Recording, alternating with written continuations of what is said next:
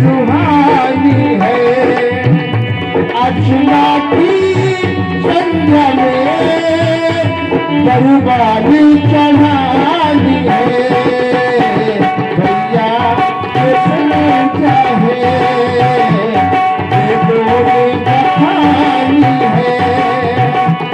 अर्चना की संध्या में बरुबानी चढ़ानी है। भैया किसने चाहे भैया किसने चाहे भैया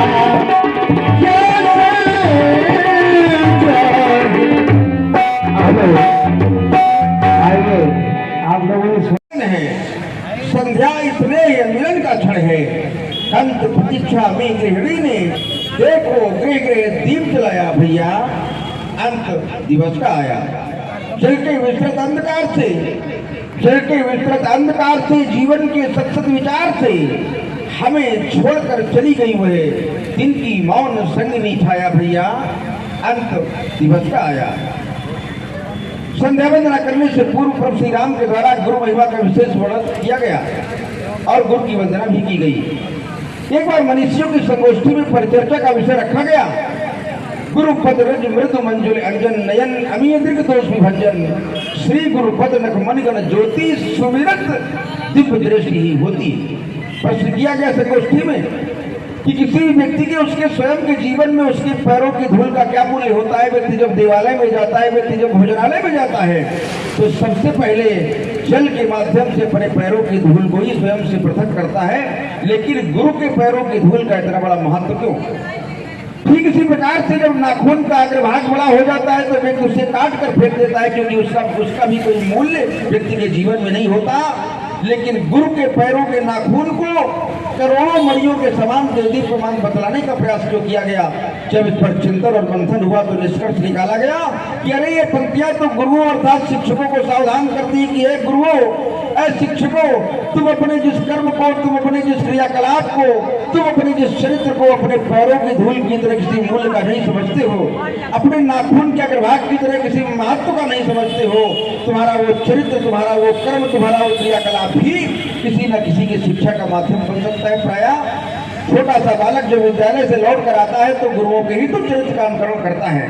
बतलाने का प्रयास किया गया कि जिस समाज और राष्ट्र के गुरुओं अर्थात शिक्षकों का चरित्र उत्तम कोटि का होता है वो समाज और राष्ट्र भी उत्तम कोटि का होता है।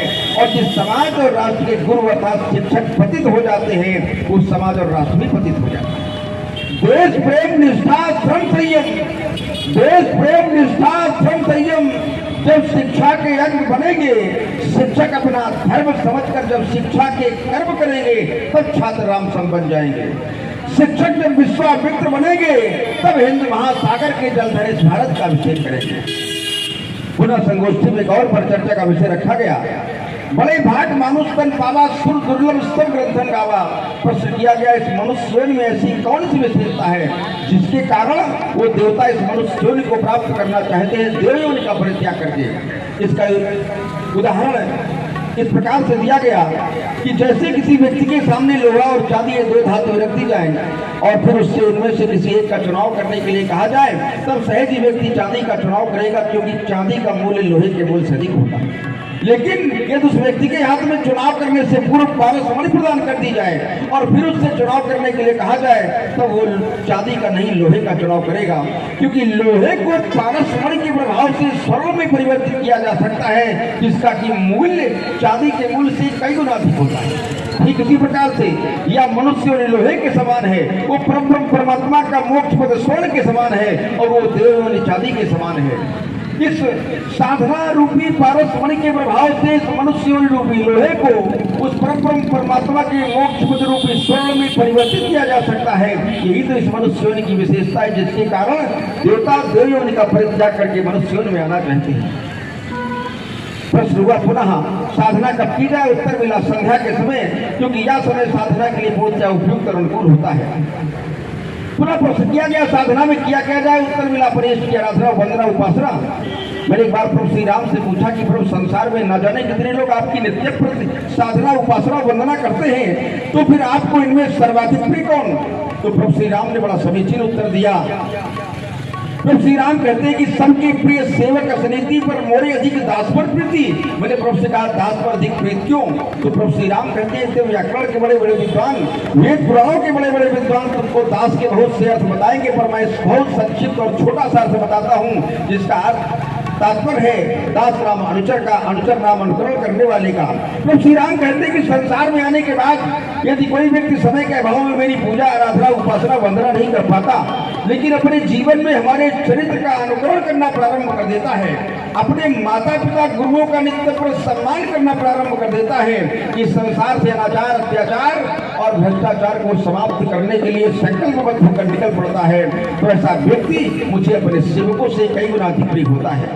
अरे संसार के लोगों, ये मिट्टी का शरीर आपको प्राप्त हुआ, इस मिट्टी के शरीर को प्राप्त करने के बाद अगर प्रभु श्री राम के चरणों के अनुगामी ही नहीं बन पा रहे हो, तो आप लोग से हैं अनुरागी बन करके इस जीवन के सार्थकता को सिद्ध करें।